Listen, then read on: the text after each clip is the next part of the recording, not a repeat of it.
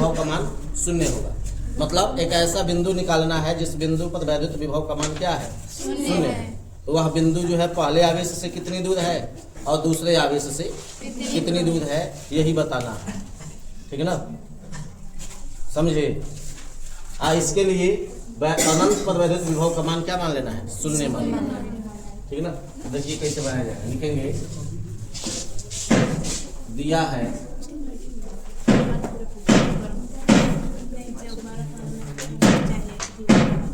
पहला आवेश Q1 बराबर 5 × 10⁻⁻8 कूलम, दूसरा आवेश Q2 बराबर -3 × 10⁻⁻8 कूलम। सुन रहा है। दोनों आवेशों के बीच की दूरी, दोनों आवेशों के बीच की दूरी r मान लेते हैं।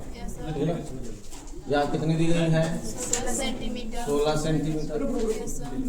ठीक है ना। अब आगे लिखेंगे वह बिंदु जहां वैद्युत विभव का मान शून्य होगा, इसकी निम्न दो स्थितियां संभव हैं। ठीक है ना। आगे लिखा जाएगा वह बिंदु जहां वैद्युत विभव का मान शून्य होगा, इसकी निम्न दो स्थितियां संभव है। पहला क्या होगा, दोनों मतलब बिंदु जिस बिंदु पर वैद्युत विभव का मान शून्य होगा, वह बिंदु दोनों आवेशों को मिलाने वाली सीधी रेखा के किसी दोनों आवेशों को मिलाने वाली सीधी रेखा के बीच में हो। ठीक है ना। या दूसरा, दोनों आवेशों को मिलाने वाली रेखा के बाहर हो। ठीक है ना, समझ रहे हैं। दोनों आवेशों के को मिलाने वाली रेखा के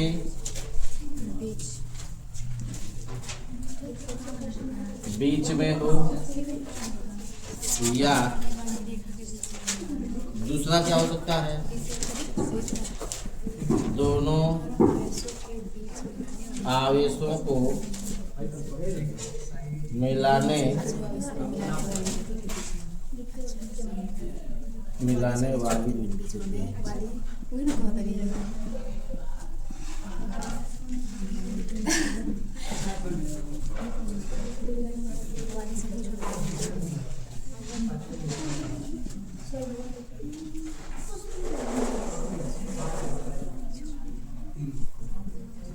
देखो, या तो दोनों आवेशों को मिलाने वाली रेखा के बीच में हो सकता है या बाहर हो सकता है।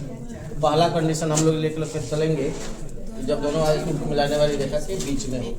ठीक है ना। पहला हम लोग स्थिति लेकर के चल रहे हैं, क्या, जब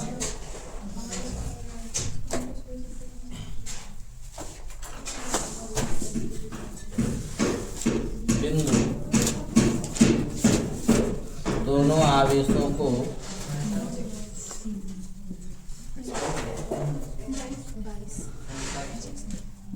मिलाने वाली रेखा के बीच में। तो देखिए इसका फिगर क्या होगा, ये दो आवेश हो गए, पहला आवेश हो गया और ये दूसरा आवेश। ठीक है ना। यहाँ हो गया मान लीजिए +Q1, चाहे Q1 हो गया जिसका मान कितना है, 5 × 10⁻⁻8 कूलम, और यहाँ Q2 हो गया जिसका मान है माइनस में 3 × 10⁻⁸। अरे हला मत करो, इधर देखो, दोनों आवेशों को मिलाने वाली सीधी रेखा हो गई, सीधा रेखा बनाना। ठीक है ना। अगर मान लो बिंदु यहाँ हो गया बीच में कहीं, सुन रहे हो, यहाँ पर अगर बिंदु हो जाए P, जिस बिंदु पर वैद्युत विभव का मान क्या हो जाए, 0। हाँ जी, यही पता, विभव वहाँ क्या लेना है, 0 ही ना देना है। तो देखो पूरा यहाँ से लेकर यहाँ तक है, कुल कितना है? 16 सेंटीमीटर का है। कुल दूरी कितनी है? 16 सेंटीमीटर।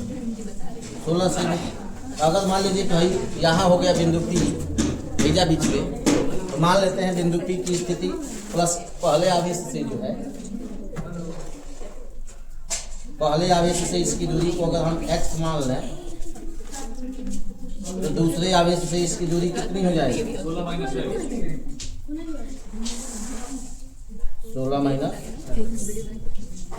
x हो जाएगी ना? अब क्या करेंगे? पहले आवेश से भी, पहले आवेश के कारण भी बिंदु P पर विभव निकालेंगे और दूसरे आवेश के कारण भी बिंदु P पर विभव निकालेंगे। दोनों विभव को जोड़ेंगे तो कुल विभव कितना है? 0। नहीं, कुल विभव यहाँ क्या मान लिया? 0। समझ रहे हैं? तो अब आगे लिखेंगे माना कि, देखिए क्या माने हैं हम? माना कि पहले आवेश Q1 से, माना कि पहले आवेश Q1 से बिंदु P की दूरी, बिंदु P की दूरी x सेमी है तथा दूसरे आवेश Q2 से बिंदु P की दूरी कितनी है? 16 माइनस x,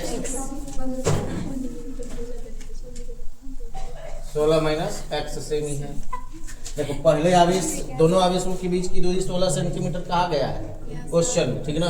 तो पहले आवेश से बिंदु P की दूरी क्या मान ली है? x semi. तो दूसरे आवेश से इसकी दूरी कितनी हो जाएगी? 16 माइनस, ठीक ना? अब दोनों बिंदु आवेशों से बिंदु P की दूरी मालूम हो चुकी है ना जी।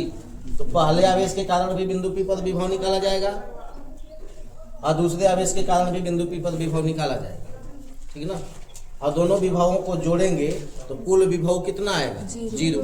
क्यों? क्योंकि पहले ही से बोला है बिंदु P पर विभव क्या आना चाहिए? 0 आना चाहिए, ठीक ना? तो आगे लिखेंगे पहले आवेश Q1 के कारण बिंदु P पर वैद्युत विभव, पहले आवेश Q1 के कारण बिंदु P पर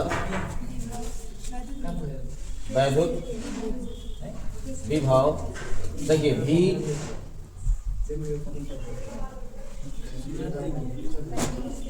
V1 मान लेते हैं इसको, ठीक ना? चाहे प्लस Q मान लेंगे। फॉर्मूला क्या हो जाता है? 1/4πε0 इंटू Q/R। Q/R होता है ना, केवल R² थोड़े होता है, R ना होता है, R² नहीं होता है। तो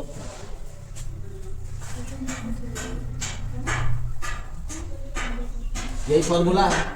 अब यहाँ देखो, यह दूरी जो है वो सेंटीमीटर में दी गई है ना जी। ये दूरी किस में दी गई है? सेंटीमीटर में। इस सेंटीमीटर को अगर मीटर में बदलना हो तो क्या करना पड़ेगा? सेंटीमीटर को मीटर में बदलोगे तो 16 को 100 से भाग दोगे तो ये 0.16 मीटर होगा, ठीक ना? भाई जो सेंटीमीटर में लिखे हुए हैं उसको अगर मीटर में बदलें तो बट्टा में 100 से भाग देके लिखना पड़ेगा ना? है?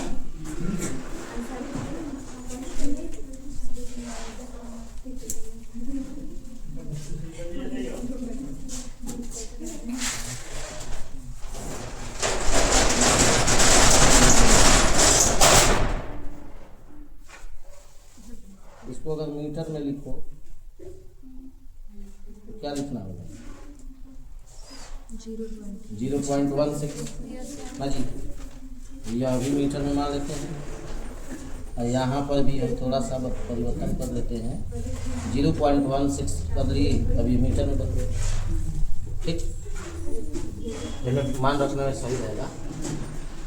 अब देखो इसमें इसका मान आप जानते होंगे 1/4πε0 का कितना होता है? 0 × 10 कितना कितना होता है? 9 गुणे 10 की 9 दशमलव 0 गुणे 10 की घात 9 ठीक है ना। न्यूटन मीटर स्क्वायर प्रति कूलम स्क्वायर। Yes sir. मालूम है ना। यहाँ अब इसका मान लिखा जाएगा 9.0 गुणे 10 की घात माइनस नहीं होता है, प्लस 9 होता है। Yes sir. फिर गुणे Q का मान, तो आवेश यहाँ पहले आवेश के कारण लिख रहे हैं यस सर। ठीक ना। और यहाँ दूरी कौन सा प्रयोग किया जाएगा? R की जगह कौन सा दूरी प्रयोग किया जाएगा? बोलिए। पहले जीवन के कारण लिख रहे हैं तो x में लिखा जाएगा यहाँ बाजी भाई ना, दूरी लिखी जाएगी पहले आवेश के कारण। Q का मान कितना होगा? Q का मान है 5 गुणे 10 की पावर 5 गुणे 10 की पावर माइनस 8 और बट्टा में x केवल इतना वोल्ट होगा V1 का मान ठीक है ना। थोड़ा इसको आगे अगर बढ़ाया जाए तो इनको गुणा किया जाएगा तो 9 × 25 = 45 ठीक ना। x नहीं समझ रहे हो? पहले आवेश के कारण बिंदु P की दूरी कितनी है? x माना गया है और 9 × 25 = 45 गुणा होने पर हो गया। और उसके बाद गुणे 10 की घात, देखो 9 में से 8 हट जाएगा और बट्टा में नीचे क्या हो जाएगा? x। तो 45 गुणे केवल 10 हुआ और बट्टा में x ना, गुणा हो गया 450 बट्टा x ठीक। इतना वोल्ट हो गया V1 का मान ठीक ना। यह अभी केवल V1 हुआ पहले आवेश के कारण। अब ऐसे ही अगर दूसरे आवेश के कारण निकाले, सुन रहे हैं? देखिए यहाँ निकले पहले दूसरे आवेश, पहले इतना लिखो तो आगे बताता हूँ।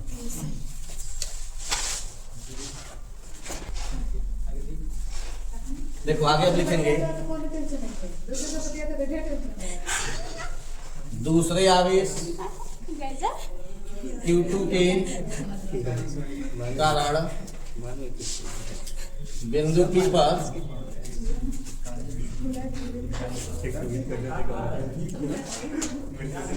वैद्युत विभव है, हल्ला मत करो है ना। देखो दूसरे आवेश Q2 के कारण बिंदु P पर वैद्युत विभव लिखा जाएगा, इसको V2 लिखा जाएगा। ये 1/4πε0 इनटू Q2 बटा, यहाँ दूरी कितनी लिखी जाएगी? तो यहाँ से यहाँ तक की दूरी कितनी है? 0.16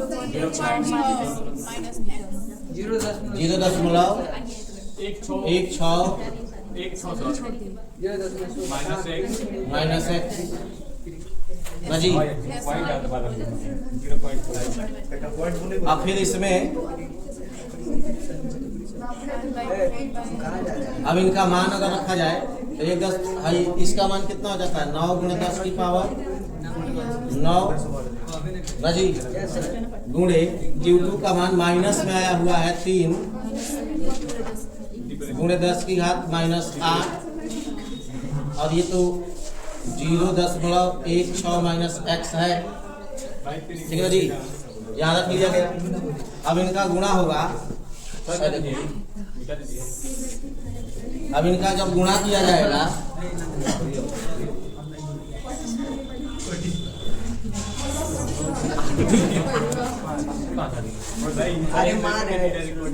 यहाँ ये 1/4πε0 का मान कितना है? Q2 का मान अभी देखो लिखे हुए हो माइनस में 3 गुणे 10 की पावर -8। दूसरा आवेश कितना है? ये ना है Q2 का मान यही ना लिखा गया है। आज दूरी कितनी हो गई? दूसरे आवेश से बिंदु P की दूरी यही ना है। बस अब गुणा होगा, अब इसका सुनो है 1/4πε0 का मान लिखा गया है, हल्ला मत करो। अब इनका जब गुणा होगा तो ये माइनस में हो जाएगा कितना? 7 तरीका नहीं 9 27 गुणे 10 की घात 9 माइनस 8 और बट्टा में 0.16 माइनस x। यह V2 हो गया दूसरा आवेश के कारण वैद्युत विभव V2। अब देखो अब इनका जब गुणा होगा तो माइनस में 27 गुणे 10 हो जाएगा केवल, 10 की पावर 9 में 60 घटेगा तो 1 होगा, यस सर। और बट्टा में नीचे 0.16 माइनस एक्स, ठीक है ना। Yes sir. अब माइनस में 270 हो गया, 0.16 माइनस एक्स, या V2 का मान हो गया, समझे। दूसरे आवेश के कारण उत्पन्न विभव का मान इतना हो गया। अब तीन आवेश कहाँ है, तो ये गुना आवेश है। अब बिंदु P का कुल वैद्युत विभव कितना होगा, 0 ना जी। बिंदु P का कुल वैद्युत विभव 0। आगे लिखेंगे बिंदु P का कुल वैद्युत विभव V बराबर V1 प्लस V2, ठीक है ना। आया कितना दिया गया है, 0 है, ठीक है ना। अब इसमें मान रखिए, V1 का मान यहाँ लिखा गया है 450 बटा x, यस सर। फिर प्लस V2 का मान यहाँ लिखा गया है, ठीक है ना। ये माइनस में 270 बटा 0.16 माइनस x है बराबर 0। सब मान रख दिया गया। इसको हल किया जाए तो इसी में से x का मान निकलेगा, ठीक है ना। 450 बट्टा x प्लस माइनस का गुणा होगा तो माइनस हो जाएगा, 270 बट्टा 0.16 माइनस x बराबर 0। हाँ, अब क्या होगा, तो यहाँ से दशमलव को हटाएंगे अगर तो बट्टा में 100 आएगा, चाहे कदा कहने भेज देते हैं ना जी। अभी होने जाएगा तो क्या हो जाएगा, प्लस में, उधर जाएगा तो प्लस में हो जाएगा ना, 0 ना है खाली। तो 270 बट्टा 0.16 माइनस एक्स प्लस में हो गया।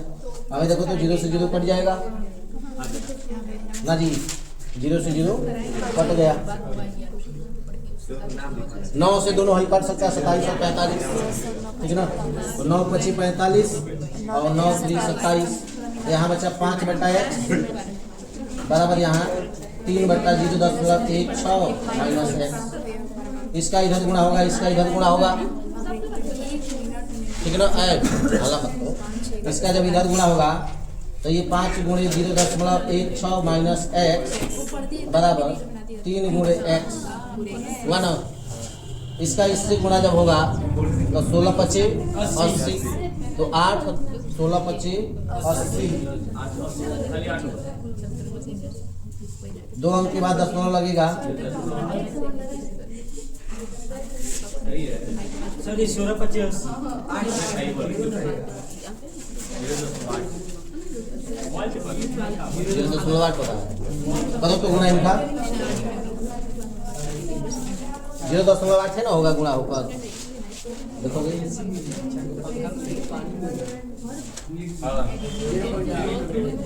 0.8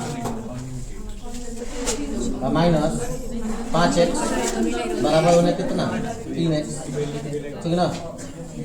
अब हाई होने जाएगा तो प्लस में हो जाएगा, मिटा दे इधर, मिटा देना।